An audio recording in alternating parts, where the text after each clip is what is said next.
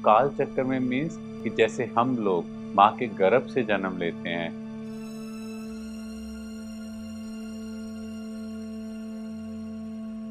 क्या कोई बाप अपने बच्चों को गलत चीजें, गलत आदतें सिखाएंगे? नहीं। परमात्मा सभी गुणों में सर्वश्रेष्ठ है। दूर देश का रहने वाला आया देश पर आए। भगवान उवाच, हे अर्जुन, मेरे जन्म को देवता ऋषि कोई भी नहीं जानते, क्योंकि मैं संपूर्ण देवता और ऋषियों का आदि हूँ। भाई जी, इसका भावार्थ समझाएं। हाँ जी, यहाँ ये समझाया गया है कि परमात्मा कभी काल चक्कर में नहीं आते, पर वो इस पूरी सृष्टि के रचयिता अर्थात पिता हैं। जी।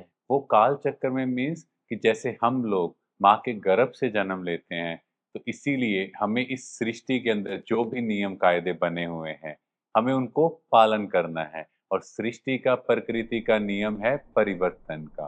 तो परमात्मा अगर उस तरह से सृष्टि में आए, तो उनकी स्टेजेस भी ऊपर से नीचे होंगी, तो फिर इस सृष्टि को परिवर्तन कौन करेगा? तो परमात्मा ये समझा रहे हैं कि मैं आप मनुष्यों जैसे इस काल चक्कर में नहीं आता। जी। तो आगे कहा, हे अर्जुन, बुद्धि, ज्ञान, अव्याकुलता, क्षमा, सत्य, दम, सुख दुख, उत्पत्ति, लय, भय और अभय, अहिंसा, ममता, संतोष, शम, अपकीर्ति, ये सब प्राणियों के भाव पृथक पृथक मुझसे ही होते हैं। इसका भावार्थ समझाएं। यहाँ ये समझना है कि जो परमात्मा है, वो सबके अंदर सद्गुण भरता है। क्या कोई बाप अपने बच्चों को गलत चीजें, गलत आदतें सिखाएंगे? नहीं। तो परमात्मा आकर हमारे अंदर दिव्य गुण भरते हैं। पर आजकल जो हम देखते हैं टेम्परेरी संस्कार है, गुस्सा, नफरत, इम्पेशियंस, ये सब किसके द्वारा सिखाए गए हैं? ये है माया के नेगेटिव संस्कार, जो हमने इस बॉडी कॉन्शियस में आकर सीखे, मैंपन से सीखे। मेरा काम जल्दी होना चाहिए, सबको मेरी बात सुननी चाहिए। तो ये सब टेम्परेरी संस्कार है। परमात्मा हमें ये चीजें नहीं सिखाता। परमात्मा तो हमें दिव्य गुणों और शक्तियों से भरपूर करता है। तो आगे कहा, आप ही अपने को जानते हो, आपको दूसरा कोई नहीं जानता। इसका अर्थ समझाएं।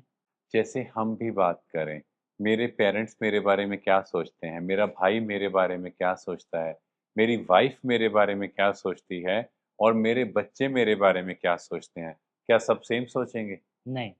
सबका अलग अलग व्यू। जी। यस। डिफरेंट। वैसे ही मैं क्या वही हूँ जो वो सोचते हैं?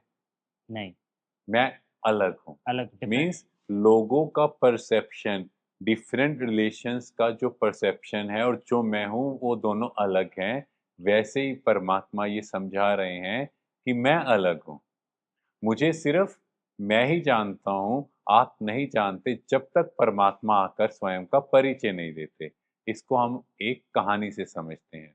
एक बार 5 सूरदास थे, तो 5 सूरदास को हाथी को टच करना था और बताना था वो कैसा दिखता है। तो पहले सूरदास ने हाथी की सूंड को हाथ लगाया, तो उसने कहा हाथी सांप जैसा है।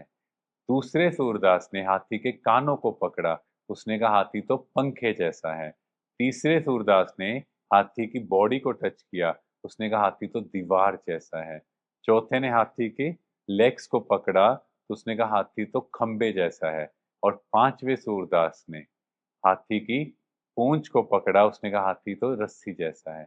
अब पांचों सूरदासों ने छठे सूरदास को ये बताया, और छठे सूरदास ने पब्लिकली अनाउंस करना था कि हाथी कैसा दिखता है।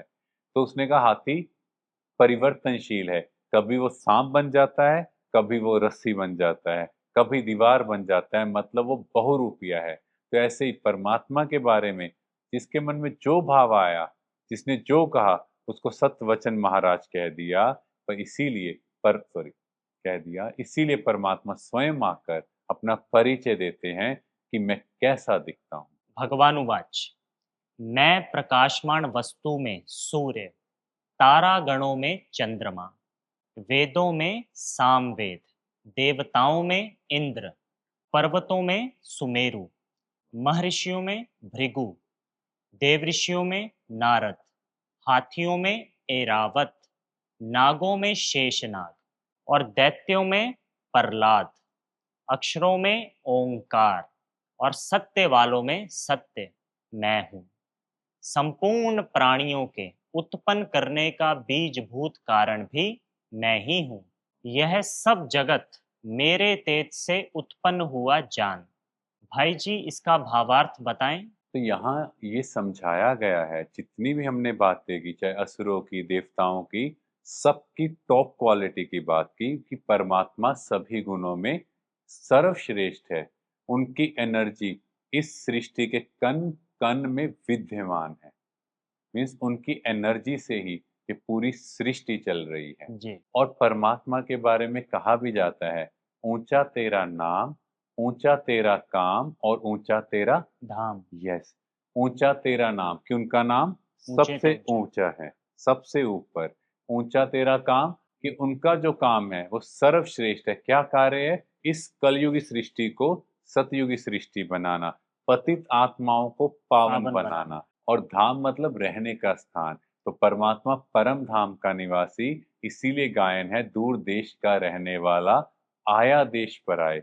मतलब वो परमात्मा उस परम धाम परम धाम से से। इस कलयुगी सृष्टि में आया, इस सृष्टि को परिवर्तन करने, हम बच्चों से मिलने, क्योंकि उसका हम बच्चों से बहुत स्नेह है। और वो चाहते हैं कि हम इस दुख की दुनिया में अब ना रहें, बल्कि उस नई दैवी दुनिया में जो परमात्मा द्वारा स्थापित हो रही है उसके वासी बने। शुक्रिया भाई जी। Thank you.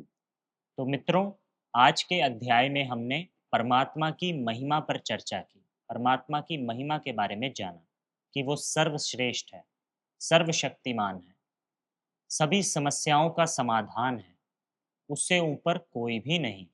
उसका धाम ऊंचे ते ऊंचा परम धाम है और उसका कर्तव्य भी ऊंचा है। तो मिलते हैं अपने नेक्स्ट एपिसोड।